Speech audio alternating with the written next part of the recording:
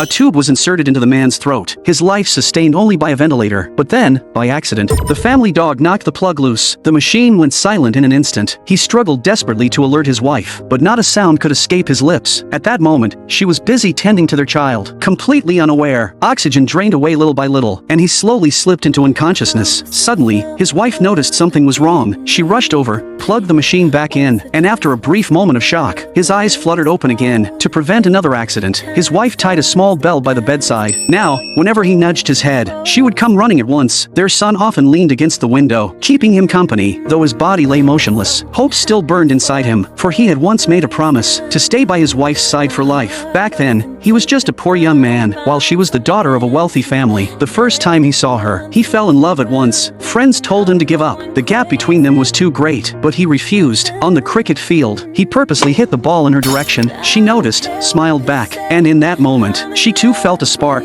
Despite her family's fierce objections, she insisted on marrying him. Together, they walked into marriage, and he felt like the luckiest man alive to wed the woman he loved. But fate was merciless. At a party one evening, the man who had never lost a game suddenly began making mistakes. At first, he thought it was just exhaustion, but when he tried hula hooping, he lost his balance and collapsed to the ground. By the time he was rushed to the hospital, his arms and legs were already numb. Even breathing had become painfully difficult. He soon slipped into shock. The diagnosis was devastating, an incurable form of cancer, paralyzed from the neck down. Even his breaths now depended on machines, and the doctors told him plainly it could only keep him alive for 3 more months. His life had already entered its final countdown.